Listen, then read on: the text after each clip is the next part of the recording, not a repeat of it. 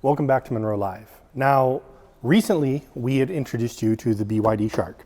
This vehicle is being torn down for a very specific purpose, so unfortunately we don't have a lot of time with it. So while we do have some time, I wanted to point out a few of the things that I can actually get to without getting to a complete vehicle teardown. As you can see for the interior, the seats have been pulled out and the center console has been pulled out. I did want to go into a little bit on that center console. So you see here the air ducts. That is piping the ventilation from the HVAC unit through the center console to the rear occupant. So that type of a duct structure is exposed within the vehicle. Now that structure is actually a multi-piece structure. Sometimes you can blow mold that all in one piece. I think it's interesting here. You see the little rivets? It's multiple pieces that have been riveted together. So even though it's multiple pieces, you really can't take it apart as a customer. But it would have been nice if they were able to integrate that all into one blow mold rather than this type of an assembly. You see the two brackets sticking up. Those are providing the lower structure for actually mounting that center console. Just want to make mention of it. Some center consoles can mount directly to a vehicle. Sometimes you need some sort of a structure. Now, I've worked on a vehicle where that has been the only structure, and A-surface components of the center console attached directly to that. This one does have an internal structure, which isn't uncommon. We've seen that on many center consoles. But let's go ahead and have a look at what those parts look like. So here's the center console removed. Now, style-wise, you can pick any style you want. Okay, this is cladding, this is A-surface decoration. I'm really impressed when the A-surface feature is also the structure, but we don't really have that here. Let's take a look. This is our internal structure. You can see we have this wall and then we have the decorative pieces that snap into that wall. This is very, very common. However, if I were to try and design something to be as efficient as possible, I would love to be able to integrate this component into this component. This is just injection molding. There's no painting on this. There's no other type of styling. So if this is just injection molding and this is injection molding, and we have pop-out windows right here to get to the bolt location for that bracket, why can't this be the structure itself? And I have seen some vehicles where they have allowed the A-surface to be the structure. Unfortunately, not on this one.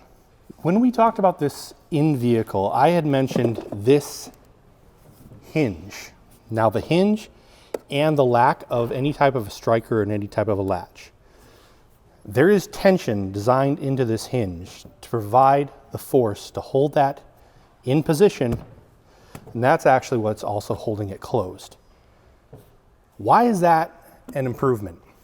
Well, I don't have a latch. Here's a latch.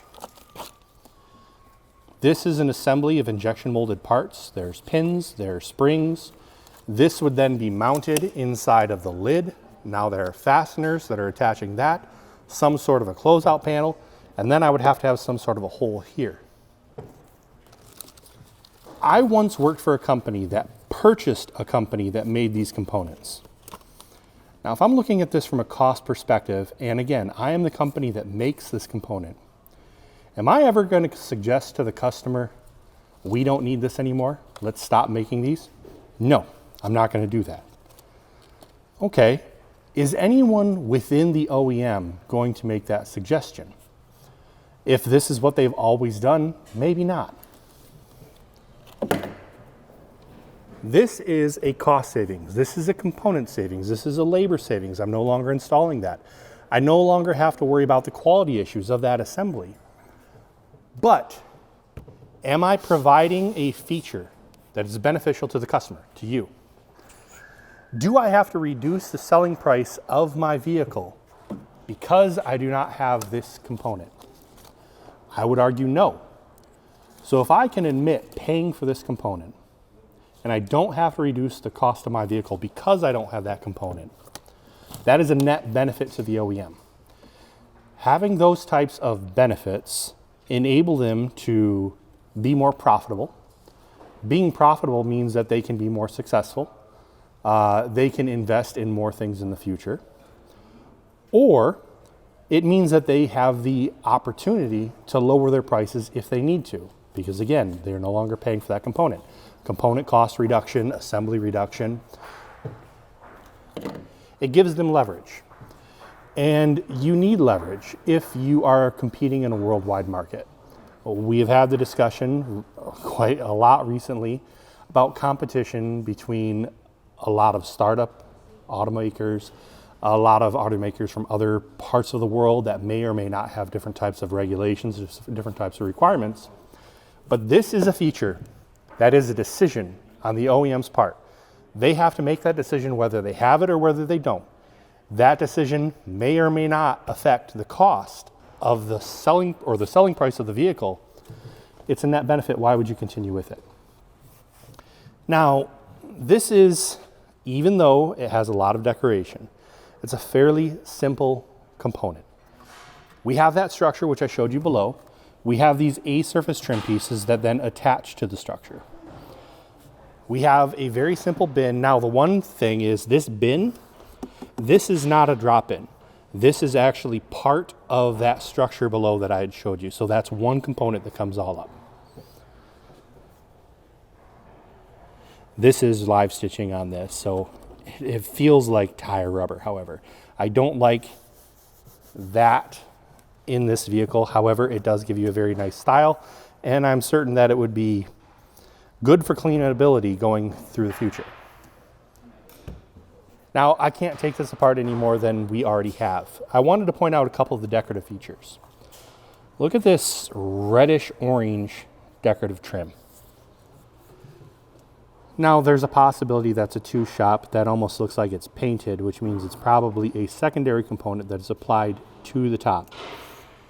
If you really look at this, you'll notice that this leg is longer than this leg, which means that those are unique components. It's not one part being used in two different locations, but it's very, very close to being one part.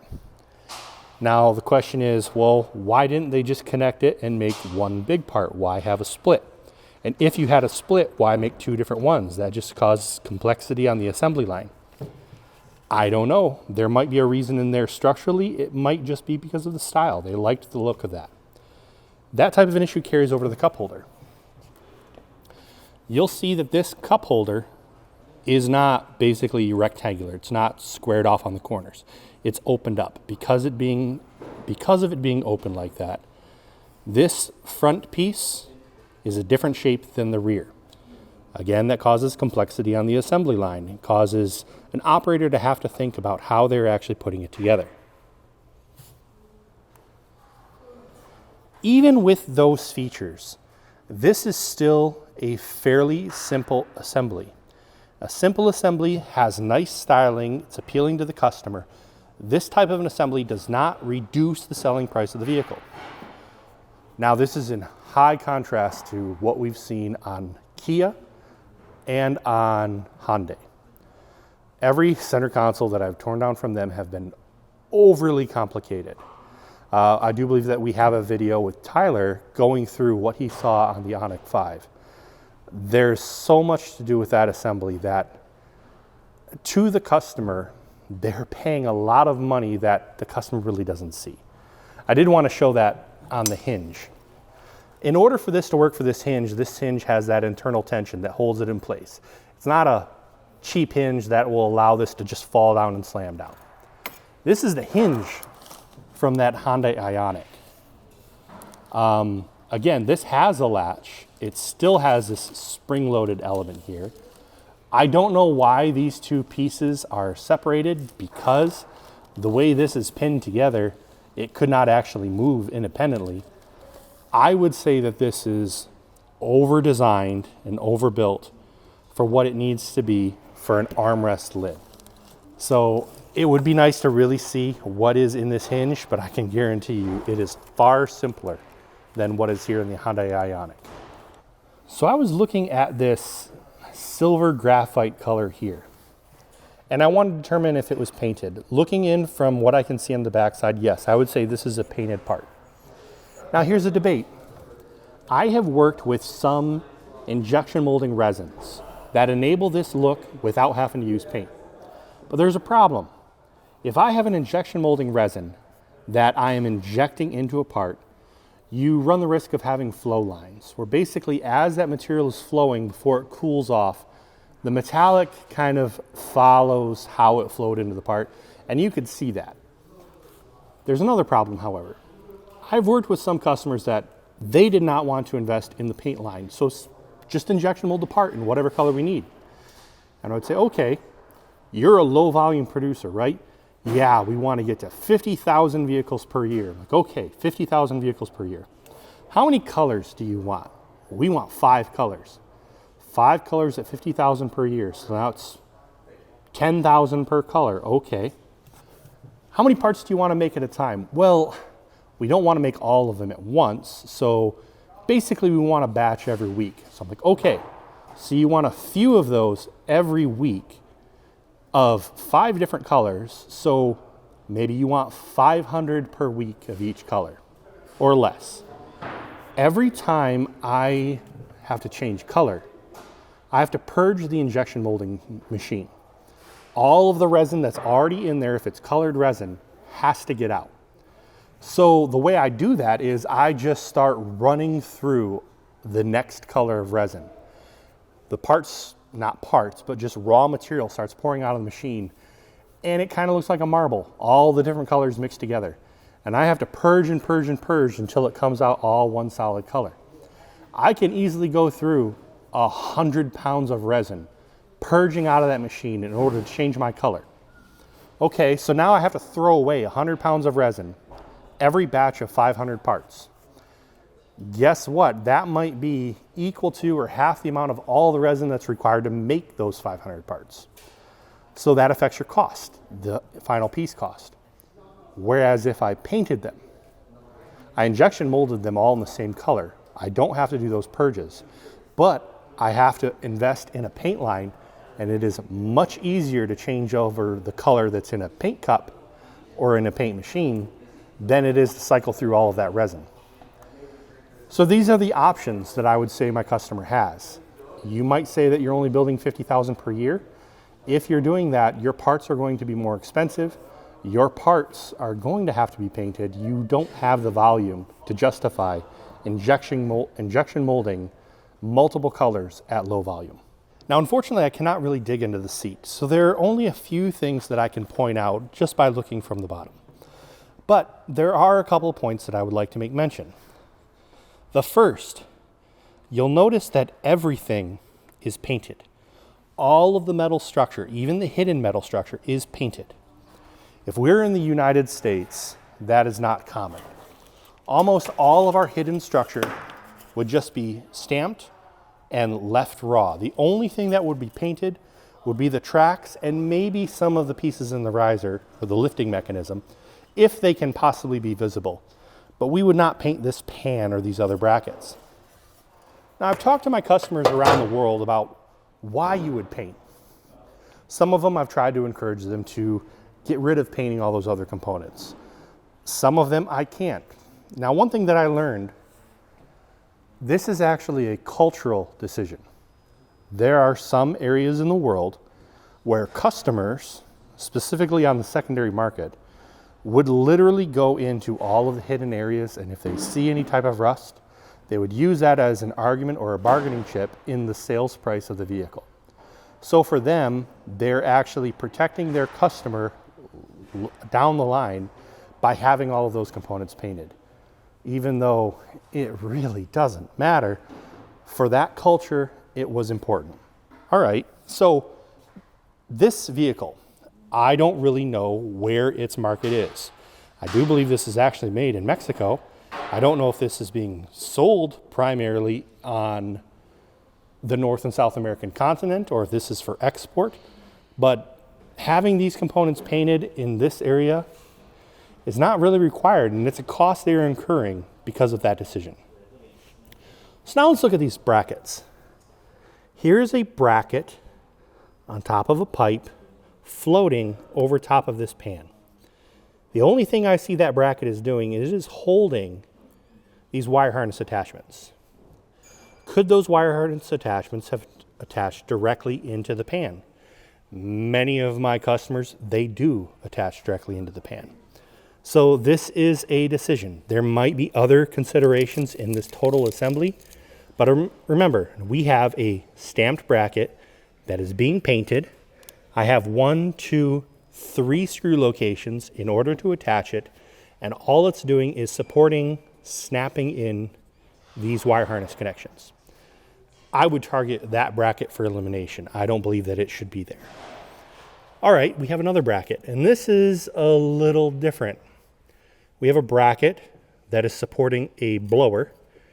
We have a rubber duct that is then venting this blower into the seat cushion. So that's your ventilated seat. The bracket, I would make the same argument. So let's look at something. This is from a Ford. This is the suspension mat. The vent, where we have our vent here, they've stuck their vent right there into the foam, and their blower motor attaches directly to that component. So what do I not have here? I don't have this duct, and I don't have the metal bracket. Those are things that I would question and target for elimination in this assembly. When would I say a duct is a good idea? This is from Rivian, but this is actually common for Kia and Hyundai. We have ducts, but these ducts go to the cushion and also up to the seat back, enabling them to have just one blower. So here we have the front fascia. Now, looking at this front fascia, this is mostly injection molded components. Lots of times we need to be a fairly flexible injection molded assembly, so fascias are generally made from TPO, which is a little more of a flexible version of polypropylene. Looking through this assembly, it's hard to really give you an understanding, but if you've ever popped the fascia off of your vehicle, these screws are traditionally not used here. Lots of times we'll have the little plastic push pin clips, which, to be honest, may break or pop away as you're trying to remove them. But driving all of these screws isn't as common much anymore. Now, this component is an injection molded assembly. That injection molded assembly, you can see a witness line here. You can see a witness line here. That's from tool action that is moving. However, normally you do not see any type of structural ribbing on the fascias. Now, I talked about that in a video a while ago about the structural ribbing on the doors, and we looked at the Cybertruck and the way they were able to separate the ribs from the A surface. If I had the ribs, or if I had any of these towers attached directly to this component, you have the possibility of actually seeing that through the paint on the A surface. So this is a reinforcement piece that gives you the undercuts, gives you the attachment, but this is actually welded into this outside component. The welding, if you have your parameters set in properly, may be visible on the A surface, but it's less likely to be visible compared to actually structural ribbing or any type of doghouse features and undercuts that you would need here. Also, it makes it for a less expensive tool. This is a very large tool. The more action you put into the tool, it affects cycle time for molding the part, and it affects the cost of the tool itself. So sometimes you'll make the determination that welding on this piece, which is made in a smaller injection molding tool, is less expensive than trying to have the one large tool. The other nice thing is, if you end up changing anything in here, you can change just the small tool and weld it back in place. So if there was some other module, some other version, I can change just this bracket. So as I've said in the past, there's a couple things you need to look at. There is the what and the how. Now, the what is basically what is leaving the assembly line, what you are purchasing as a customer. There is the how, all of the decisions and the manufacturing processes that make up that what. For me, it is the how that is the most important. If you tell me the what is a $300,000 vehicle with all the decorative trim, all of the bling, okay, I can support that. But I can support that using some innovative and low-cost hows. Sometimes you'll say, well, we want the bare bones basics, but yet if you do it in a complicated way, the customer is still getting the bare bones basics, but I am killing myself in cost of assembly, cost of manufacturing, because of how I decided to put it together. So though we cannot tear down this vehicle much more than we already have, I don't know how much more we'll actually be able to say about the BYD Shark. I do want to say that it's very, very important to not only look at the what you're purchasing. If you're someone in my shoes, that how is the most interesting part. And that is what I like to focus on. And I hope you enjoy seeing some of the things that I see. So thank you for watching Munro Live, and I hope you have a good day.